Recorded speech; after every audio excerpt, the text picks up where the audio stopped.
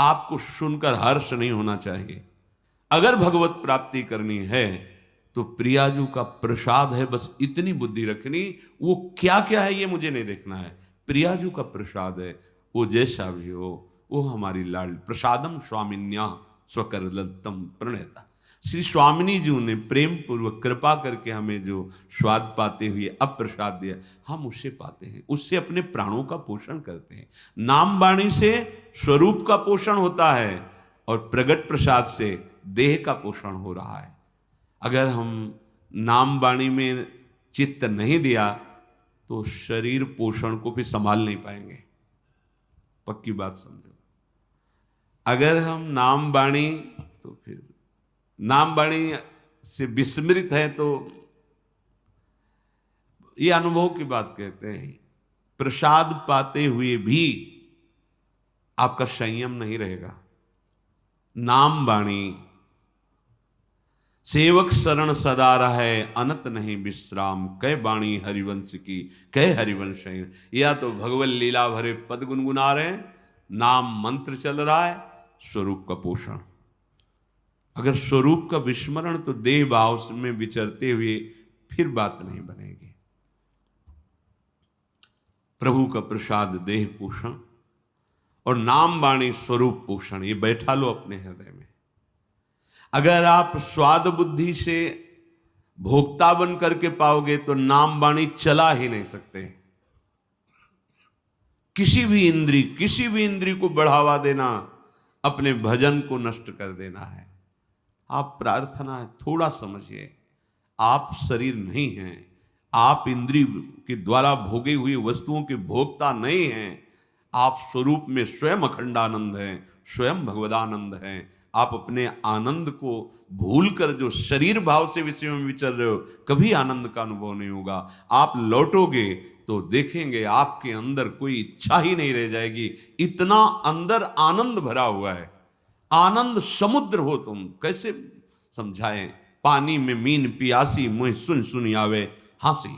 महापुरुष जन कहते हैं, पानी में मीन पियासी, मुझ सुन सुन आवे हांसी। अरे आनंद सिंधु के मध्य में वास करने वाले आनंद सिंधु, तो इन बिंदुओं से, ओस कणों से अपनी प्यास बुझाना चाहता है। हंसी की बात है, तू आनंद समुद्र में है, आनंद सिंधु मध्य तो वासा, और मर कहा रहा है, ओस कणों से प्यास बुझाना चाहता है।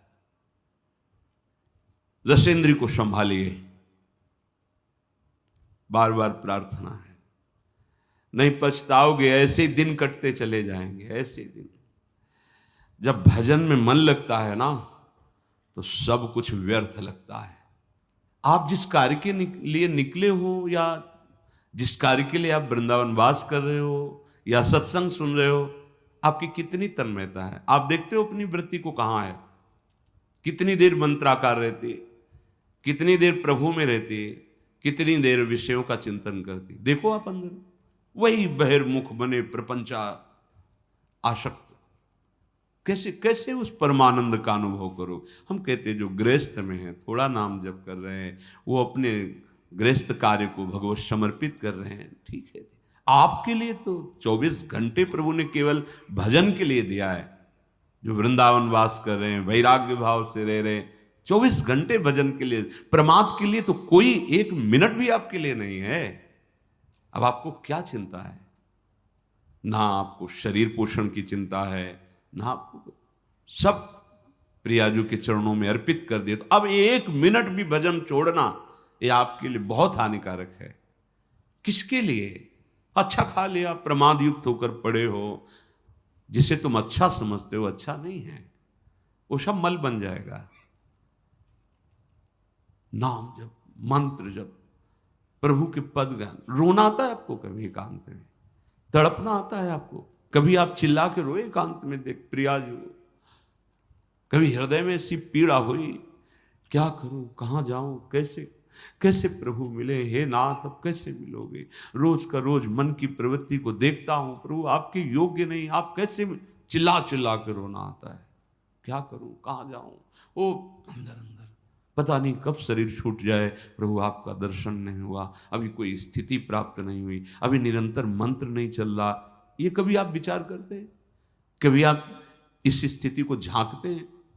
रोज प्रवचन हो रहा है, टाइम से सुन लिया, रोज अपनी दिनचर्या, खाया पिया, बस आप देखो तो आपके अंदर क्या चल रहा है। ये कोई ऐसा थोड़ी कि भाई ड्यूटी है, अब बोल दिया और तुमने सुन लिया और बस चल दिया, ऐसा नहीं है। हम एक अध्यात्म के पथिक है, हमें अपनी स्थितियां देखनी है। जो मन बुद्धि में, इंद्रियों में कुछ गलतियां हैं, उनको अपनी दृष्टि पे रखना है।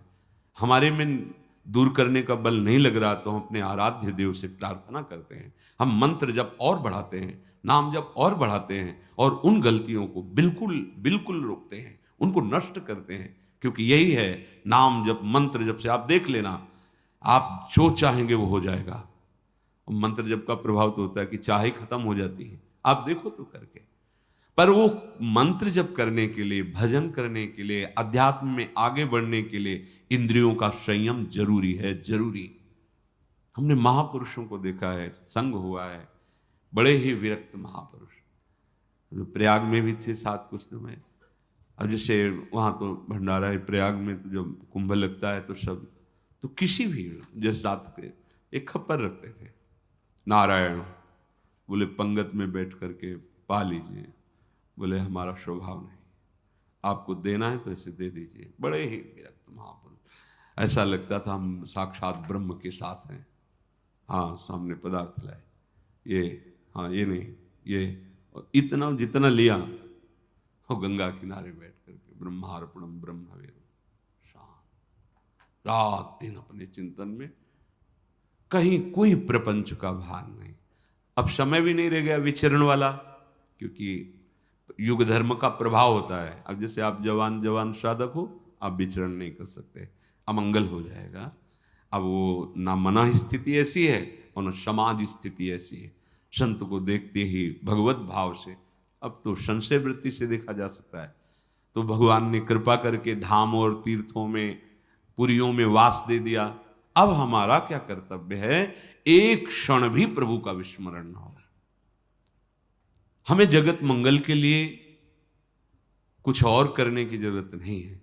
आप जितना भजन करेंगे तो रोम रोम से आपके ऐसे परमाणु प्रकट होंगे, जगत मंगल स्वतः होने लगेगा, स्वतः होने लगेगा। पर आप रुकिए अपने, जैसे हम मार्ग में चलते हैं, हर समय वृक्ष पर ध्यान रहता है कि अगर वृक्ष, तो फिर हम वृक्ष पर ध्यान ही नहीं दे रहे। देखो ना, संयम रूपी वृक्ष पर ध्यान दे रहे, जो मना है सो बात करते चले जा रहे हैं। लग रहा है नाम नहीं चल रहा, नहीं, आप ऐसे कैसे बात कर सकते हैं? वो आकृति अलग होती है, नाम चल रहा है, बात कर रहा है, तो उसकी एक अलग दृष्टि होती है, आंतरिक दृष्टि, वो नेत्रों में झलकती कि वो यहाँ बात कर रहा है लेकिन पूरा नहीं है। अर्थ पर दृष्टि बहुत धोखा कर देती माया, बहुत धोखा। हम बार बार प्रार्थना करके कहते सावधान, माया का कार्य है भगवत विस्मरण करा करके राग पूर्वक बांधना, वस्तु में, व्यक्ति में, स्थान में। नहीं भाई नहीं, होश में। अगर हमारा ये अचला 1 वर्ष चलता है तो हमें दूसरा लेने की जरूरत नहीं, ओढ़ना ही तो ना। हमारा वस्त्र जितना प्रयोग में आता है उतना बस। जब तक भगवदाकार वृत्ति नहीं हो जाती तब तक यह सिद्धांत अपने में नहीं लागू करना चाहिए कि महलों में रखे चाहे झोपड़ी में वास दे। आप फेल हो जाएंगे, क्योंकि आपका राग नष्ट नहीं हुआ। ये सिद्धों की स्थिति है, महलों में राखो चाहे झोपड़ी में वास दो। दत्तात्रेय जी महाराज कहते हैं, कभी कभी मैं राजमहलों में सुंदर पलंगों पर सुंदर नाना प्रकार के भोग सामग्री पाते हुए वहां पड़ा रहता हूं, तो कभी स्मशान में और कभी फुटपाथ में धूल धूसरी। ये स्थिति नहीं है। कभी बड़े बड़े राजाओं के द्वारा पूजित होता हूं, कभी जो मूढ़ पुरुष उनके द्वारा अपमानित होता रहता हूं, कोई फर्क नहीं। अपनी स्थिति नहीं है, ये सिद्धों की स्थिति है। महलों में राखो चाहे झोपड़ी में वास दो, अपनी स्थिति अभी राग युक्त है, हमको बचना है। जब तक वैराग्य युक्त वृत्ति नहीं होगी तब तक वो वृत्ति का क्या होता है, चिपकाव होता है। किसी वस्तु चिपक गया, किसी व्यक्ति उस पर चिपक गया। कैसे चिपका आप जानोगे? जब आप एकांत होगे, उस वस्तु की याद आवे, उस व्यक्ति की याद आवे, तो आप आसक्ति, वो हर वस्तु, व्यक्ति, स्थान, और हमारी वृत्तियां फैलती रहती है। तो उपासना किस बात की हो रही? चित्त वृत्ति को रोक करके प्रभु में लगाना। अब गोपियों की स्थिति है कि वो व्यवहार के कार्य सब कर रही, लेकिन एक एक वृत्ति कृष्णाकार है। ये कोई स्त्री है? परमहंसों की पूजनीया गोपी ये कोई स्त्री है? मुरारी पादार्पित चित्त वृत्ति। ओह, बड़े बड़े महापुरुषों ने इनकी चरण रज वंदना की। एक दिन वो संत आए थे महाराष्ट्र से, कृपा करके परिकर। कोई कोई शब्द होता है जो एकदम दिमाग में छा जाता है। वो बोले, जिसके मुख में राम तिनको करूं प्रणाम। वैसे पद गा रहे तो तुकाराम जी का, हे जिसके मुख में नाम, वो कह रहे प्रणाम करता हूं मैं उसको। और कोई साधन की बात नहीं, जिसके भागवत में यज्जिभ्यागे वर्तते नाम तुभ्यम, बार बार हम आपको इशारा कर रहे हैं। सब साधना का, सब तीर्थों का, सब सत्संग का, सब शास्त्रों का एक फल, तुम्हारा नाम ना छूटे, मंत्र ना छूटे। अगर आप इस पर हैं तो फिर ये प्रपंच की वार्ता कौन करेगा? फिर ये नाना प्रकार के स्वादिष्ट पदार्थ कौन स्वाद लेगा? जो मुहि राम लागते मीठे, गोस्वामी तुलसीदास जी कह रहे। यदि मुझे भगवान का नाम प्रिय लगने लगता तो ये सब पदार्थ, ये जितने व्यंजन है सब सीठे लगने लगते। सच्ची मानिए, नाम वाणी अगर नहीं है तो कुछ भी हो, कहीं भी हो, आपके हृदय की चिंतन वृत्ति जगत में रहेगी तो अशांति, दुख, क्लेश, बंधन, ईर्ष्या, द्वेष ये बना है। तो हम धाम में कहां हैं? हमें बताओ।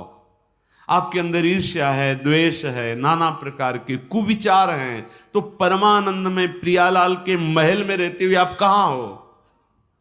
विचार करके देखो। नाम वाणी चल रहे, एक आनंद की उमंग।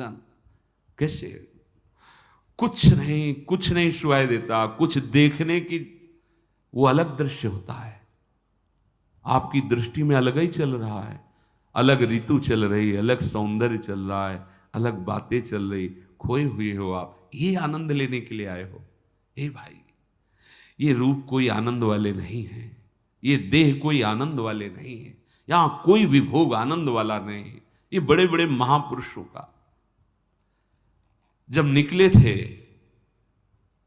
तो पूर्व महापुरुषों की कृपा से, पूर्व जन्म के प्रताप से एक बात थी, ये मुझे वो जो इनमें लिखा है कि भगवान का नाम अमृत, भगवान के नाम में बड़ा स्वाद, भगवान जीवन धन, वो हमें देखना है। बस ये लगन ने धज्जियां उड़ा दी संसार के राग की। कभी अन्य की आश्रय वृत्ति हृदय में गुरु कृपा से नहीं आई, हरि कृपा। क्योंकि लक्ष्य था, जो लिखा है उसको देखना है। तो आप तो सुन रहे हैं, आपको तो रोज शास्त्रों की सार बातें सुनने को मिल रही। अलग अलग ग्रंथों में तुम्हें पढ़ने की जरूरत नहीं, सब यही सुनने को मिल रहा है। रोज सत्संग हो रहा है, रोज आपको भगवत सेवा के दिनचर्या में मन लगाना ही पड़ेगा, जबरदस्ती लगाना पड़ेगा। कितना बढ़िया है जहां खोज की जाती कि कोई मुझे ऐसा मिले, सतमार्ग क्या है बता दे, वहां तुम्हें सतमार्ग बताया जा रहा है। अगर अब चूक हो गई तो पता नहीं किस कल्प में, किस युग में ये पुनः ऐसा अवसर आएगा कि नहीं, ये भी नहीं कहा जा सकता। बार बार तो बनत नहीं, यह संजोग अनूप, मानुष तन वृंदा विपिन, रसखन संग भी। ये जो कृपा हुई, सच्ची कहें जो कृपा हुई है, मतलब इसका अनादर मत करो। बड़ी कृपालु प्रभु, भजन के लिए हमें समय दे दिया। अंदर से जो चिंतन की बात हम तुम्हें बताते, प्रभु कृपा ना करे तो वृत्ति प्रभु में लगे ही ना। प्रभु कृपा ना करे तो एक मिनट के लिए भगवत मार्ग के लिए समय माया दे ही ना। देखो ना आंख खोलकर, अभागी जनों को सत्संग के लिए समय नहीं दिया जाता, अभागी जनों को भगवान नाम जपने के लिए समय नहीं दिया जाता, अभागी जनों को सतमार्ग में चलने वाला विवेक नहीं प्राप्त होता। अहो भाग्य, अब चूक मत करो। इस जन्म में मुझे प्रभु चाहिए, प्रभु साथ रहे, प्रभु स्मरण साथ रहे, बार बार जन्म मरो इसकी कोई परवाह नहीं। पर ऐसी स्थिति हो जानी चाहिए, प्रभु के सिवा कोई आश्रय, कोई राग नहीं। ये स्थिति चाहिए हमें। मोक्ष नहीं चाहिए हमें, बार बार जन्म हो तो भी कोई परेशानी नहीं, पर प्रभु के साथ हो, प्रभु की स्मृति में हो। हम बार बार वृंदावन में जन्मे और ऐसे महारानी जी का जस गावे तो हमें क्या परेशानी है?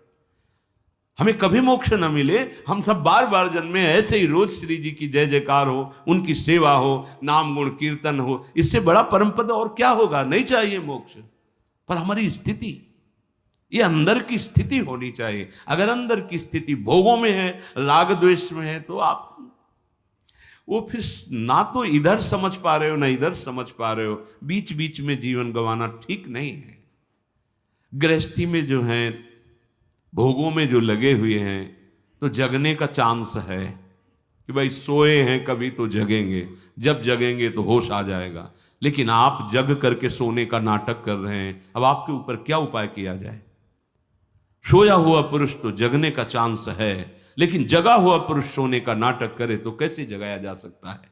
इसलिए बहुत सावधान। अपि शुष्क फलादि भक्षयन क्षुधितो निर्झरवा विवम तृषा। भूख लगे तो रूखा सूखा जैसा सबसे उत्तम वृत्ति आकाश वृत्ति मानी गई है। शांत जहां है जैसे, वो प्रभु भेजेगा। फिर द्वितीय माधुकरी वृत्ति विरक्त के लिए, फिर और वृत्तियां हैं, एकत्रित कर लिया 6 महीने साल भर उसको पाते रहे, ऐसे अलग अलग वृत्तियां हैं। जो भी रूखा सूखा मिले, हर समय जैसे मां अपने बच्चे पर दृष्टि रखती है, ऐसे भगवान अपने शरणागत पर रखते हैं। भजन में डूब रहे माधवदास बाबा जी, एक छोटी सी झोपड़ी तृण की बनाए हुई है समुद्र के किनारे, और कुटिया में प्रवेश करके पीठ करते हैं कुटिया में प्रवेश द्वार की तरफ, और मुंह करते हैं ऐसे, जो तृण का कुटिया है, प्रवेश द्वार से देखो तो पीठ दिखाई देगी, नहीं निकलना, बस निरंतर मंत्राकार वृत्ति, नाम जप। ठाकुर जी के सामने भोग पधराया गया, पर्दा किया, वही पूरी भोग की थाल उठा के आ गए। उनको पता है तुम भजन कर रहे हो, उनको पता है तुम उनके शरणागत हो, एक एक क्षण देख रहे हैं। इसीलिए जब विरक्त उपासकों को, अनुरागी जनों को आहार नहीं मिलता, भोजन नहीं मिलता, तो समझ जाते आज प्रभु भूख ही पवाना चाहते हैं। ठीक है, प्रसन्न एक समय है, चिंतन गया, देखा नहीं है, समय क्रांत बस अपने स्वरूप में। आज प्रभु की ऐसी इच्छा है, आज प्रभु का यही विधान है, क्योंकि वो देख रहे हैं ना, वो देख रहे हैं। प्रभु स्वयं अपनी थाल लेकर के गए, बाबा प्रसाद, भजन पूरा हो जाएगा, हम रख दो, बाद में अपनी थाल ले जाना। कितने निरपेक्ष। हमें प्रभु हर क्षण देख रहे, हमें चिंता नहीं करनी। विरक्त की बात करें, गृहस्थ में जो कर्तव्य कर्म है, जो कुछ धर्म के द्वारा वो बनाओ, भोग लगाओ, अतिथि सेवा करो, परिवार की सेवा करो, भगवान नाम जप करो, वो सब कुछ प्रभु को समर्पित कर दो, वही गति होगी जो एक विरक्त की होती है। हमें प्रभु प्रतिपल देख रहे, ये बात हृदय में बैठा लो। हर समय आप प्रभु की नजर में हो, वो तुम्हें देख। ऐसा मत समझो कि जैसे कुछ लोगों को ऐसा होता है कि गिन के नाम जप करें तो उसमें रहेगा इतना, अगर बिना गिने तो मतलब शायद गणना में ना आवे। नहीं नहीं, एक एक वृत्ति तुम्हारी वहां प्रभु की दृष्टि में है। नाम की अधिक